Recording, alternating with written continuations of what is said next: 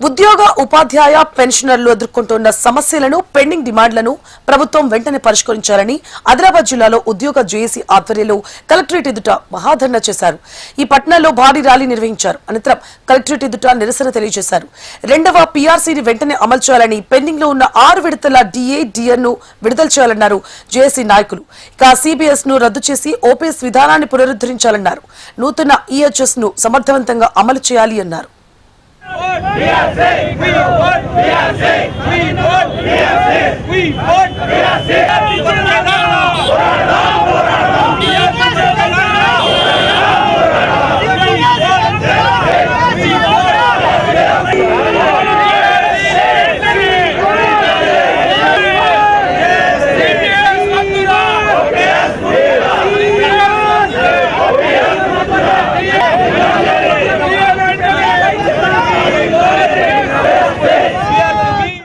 నేడు రాష్ట్ర టీజేఏసీ పిలుపు మేరకు 33 జిల్లా హెడ్ క్వార్టర్లు మరియు రాష్ట్ర హెడ్ క్వార్టర్లో ధర్నాకు పిలుపునివ్వడం జరిగింది. ఈ ధర్నా పిలుపు 4th క్లాస్ ఎంప్లాయ్ నుంచి గెజిటెడ్ అధికారుల వరకు టీచర్లు, ఉద్యోగ సంఘాలు, రిటైర్డ్ ఎంప్లాయీస్ అందరం కూడా మా యొక్క లెజిటిమేట్ డిమాండ్స్ ఏవైతే 5 డిమాండ్లు ఉన్నాయో పీఆర్సీని వెంటనే ప్రకటించాలి. పీఆర్సీ 3.5 సంవత్సరాల కాలమైంది. ఇప్పటి వరకు రిపోర్ట్ కూడా సబ్మిట్ చేయలేకపోతున్నది ఆ పీఆర్సీ కమిటీ. ఇంకెన్ని రోజుల సమయం కావాల్సి వస్తుంది.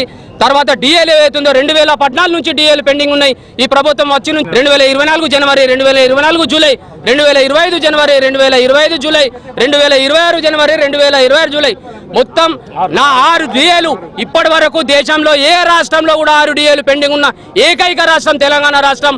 దీంతో పాటు ఏదైతే ఎన్నికల మేనిఫెస్టోలో మనకు మేనిఫెస్టో కమిటీలో పొందుపరిచిన పరంగా ప్రతి రాజకీయ పార్టీకి పరిపాటి అయిపోయింది. ఆ ప్రతిపక్షంలో ఉన్నప్పుడు సిపిఎస్ ను రద్దు చేస్తాం, ఓపీఎస్ ను అమలు చేస్తామంటారు.